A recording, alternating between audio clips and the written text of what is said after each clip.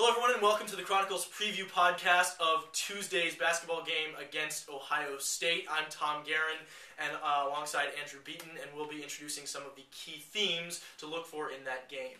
Alright, Tom, and I think the first thing that we wanted to look at for the upcoming Ohio State game is, can they stop Jared Sullinger? After allowing 16 points and 15 rebounds to Thomas Robinson in this week in the Maui Invitational of Kansas, can they stop an elite forward like Sullinger? I just don't. Well, I don't think anybody's stopping Sullinger this year. I mean, he's arguably the best player in college basketball, averaging a double-double, almost 19 points a game and almost 11 boards.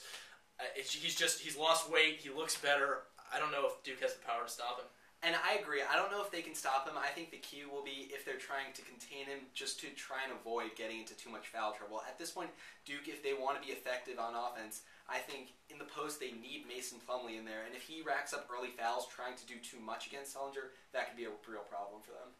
Agreed. And to move to the other side of the basketball, the player that's generating the most talk for Duke is obviously one of the newcomers, freshman shooting guard Austin Rivers. And people are trying to figure out whether he's for real, what they should expect from him.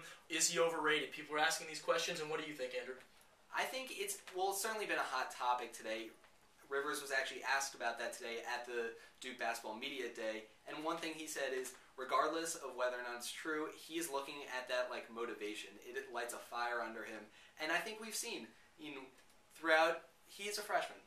20 points against Michigan, but then against Kansas, he's not in there down the stretch because Coach K wants a veteran presence in there. He trusts Tyler Thornton down the stretch, and whether or not he's overrated, you can't say that this early in a freshman season, but I think you've seen the highs can be high and the lows will be low. I can't really disagree with you there. It is too early to say for sure because freshmen are going to run into some slip-ups last season. Harrison Barnes obviously had a slow start and everybody was ready to write him off, and we know that he's not to be written off at this point. But I do think you're going to see some ups and downs from Rivers, and he needs to learn some maturity. He needs to learn some patience on the offensive end. Needs to step up the defensive intensity, and I think he's definitely got an attitude, and I think it remains to be seen whether how willing he will be to learn and improve.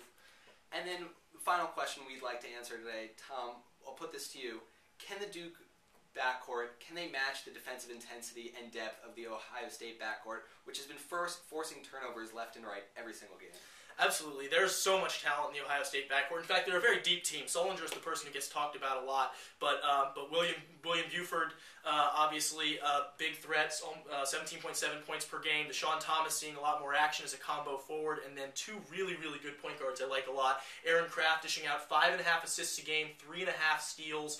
Really, really disruptive presence at the point, and then Shannon Scott, his backup, also very talented. I think you're going to see Tyler Thornton potentially play a lot in this game trying to defend those two strong point guards. I agree, and while Buford and Sullinger's point lines really are the first things that jump out to you on the Ohio State stat page, those 3.5 steals per game, who's going to be controlling the ball for Duke? Is it going to be, how much action does Thornton see? Does Curry see the ball at the point? How much is Rivers controlling it? Do they trust the freshman in a big time, his first collegiate away game? And does Quinn Cook start to see some action? He played in all three Maui games, but didn't really receive significant minutes in any three of them. And it'll be interesting to see how Coach Krzyzewski disperses those minutes. Absolutely, and while all the focus will be on Sullinger, I think it could be the backcourt that decides these games. But we'll obviously wait to see. That game will be at 9:30 on Tuesday evening, and we encourage all of you to check back in with the Chronicle afterwards for all our coverage. Thanks for watching.